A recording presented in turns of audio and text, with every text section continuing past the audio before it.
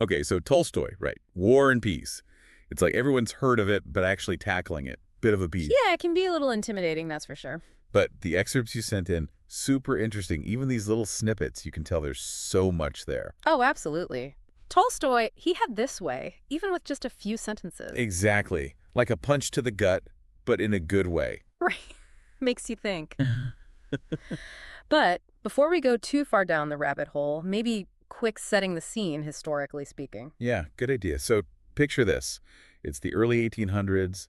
Napoleon's on the rampage across Europe. And, well, Russia's not going to be left out of that whole mess.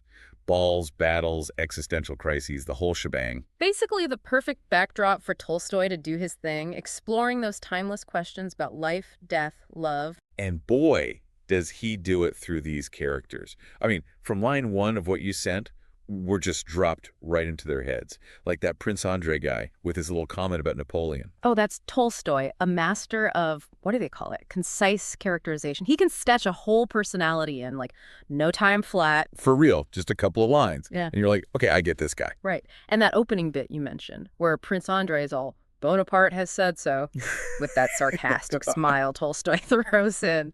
Genius. And he's not even looking at the other guy while he's saying it, right? No. You get this immediate sense of, what, arrogance, boredom, maybe? Totally. Like, he's too smart for this conversation, already jaded. And if you think about it, it kind of foreshadows Prince Andrei's whole arc, how he struggles with ambition and disillusionment later. Yeah, that part you sent about the Battle of Austerlitz. Total gut punch. See, it's all connected.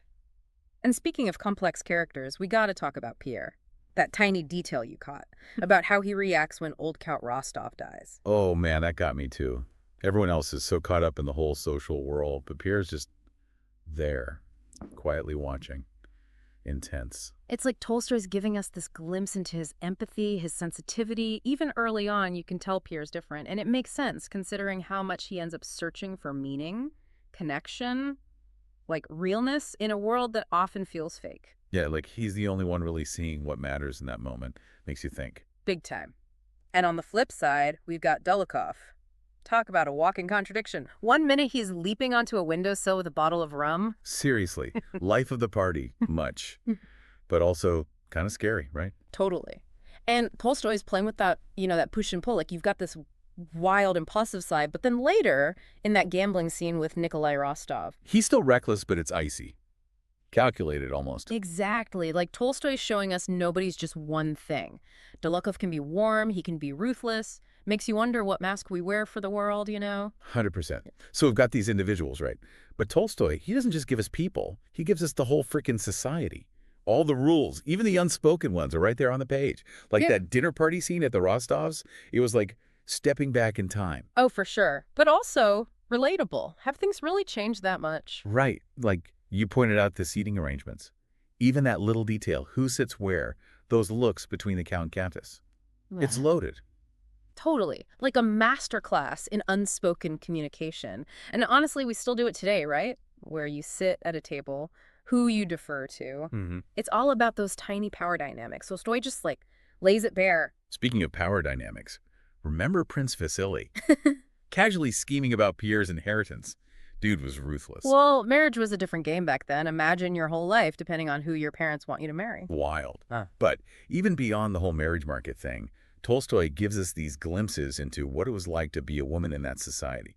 Limited options, to say the least. Yeah. Like that Mademoiselle Bourrienne trying so hard to snag a prince. It's almost painful, right? Hey, like, you can tell she knows it's a game, but what else can she do? Exactly. Her whole internal monologue is fascinating. And then you've got Princess Maria, who's so devoted to her father. Seems like she's on a whole other path. Though, were they really that different in the end? Weren't they both kind of trapped by the expectations of their time?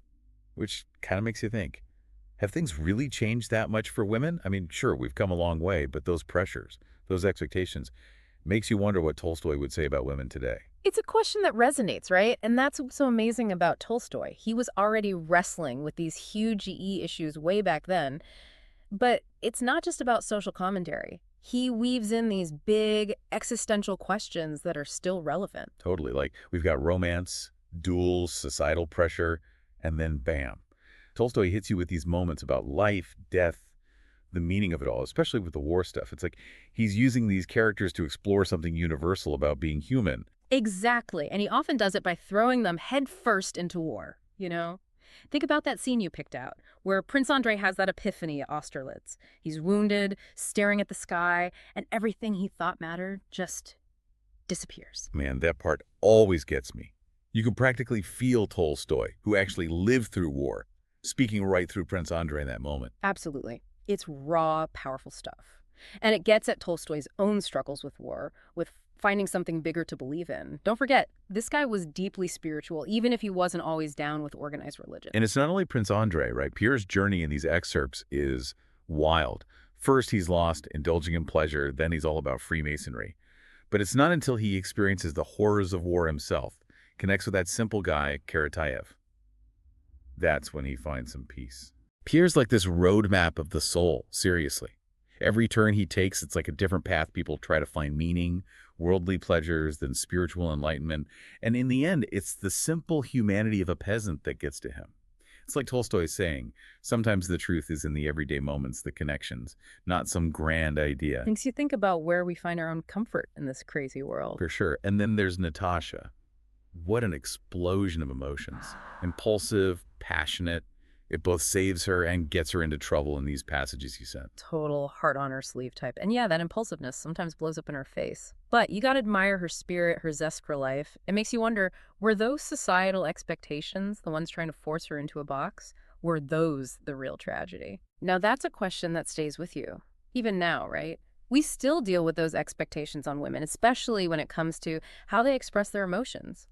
Tolstoy captures that so well, so realistically. He shows the consequences of Natasha's choices, but he also celebrates her spirit, how much she feels. It's crazy how these pieces of a book, written over 100 years ago, are still so spot on.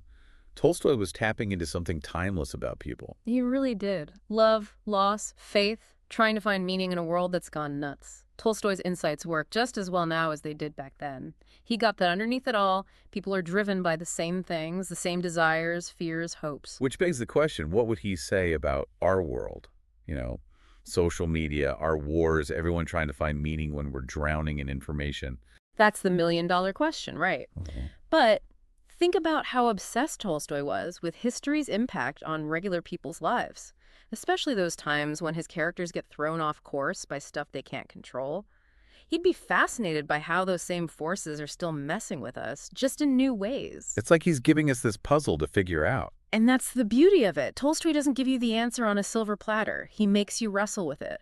He starts a conversation that keeps going, even outside the book. It's amazing, really. It really is amazing when you think about it. Isn't that the sign of a truly great writer, though? Totally. When they leave you with more questions than answers, but in a good way, like you've just had this deep, thought-provoking conversation, even if it's just you in a book. For real. Yeah. It's like Tolstoy saying, okay, here's this whole world, beauty, tragedy, the works. Now go figure it out. And maybe go figure out your own world, too, while you're at it. Exactly. And he does it by making these characters so relatable, even with all their flaws and mistakes.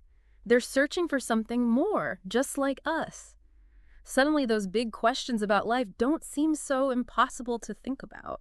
It's true. You pick up War and Peace, you're thinking, all right, history lesson time, or maybe, ooh, romance, but then you're walking away wondering about the meaning of life. It gets you every time. But that's the power of Tolstoy, right? He's reminding us that even with all the chaos, the wars, the rules, it's the small stuff that really matters. A look, a quiet moment, a connection with someone. That's what shapes us. That is so well said. So for anyone listening who's ever felt intimidated by War and Peace, that giant book on your shelf, just daring you to open it, I hope this deep dive gave you a little taste. It's more than just a war story. It's about what it means to be human. And those stories, they never get old. And if you do finally take the plunge, no regrets, I promise. It's an experience you won't forget. It really is. Yeah. You'll laugh, you'll cry. You might even find yourself wanting to argue philosophy with a statue of Tolstoy. Maybe that's the point, in a way. But honestly, there's a reason this book has been around for so long. It's a masterpiece. So to everyone listening, consider this your official invitation to enter Tolstoy's world. It's a journey worth taking.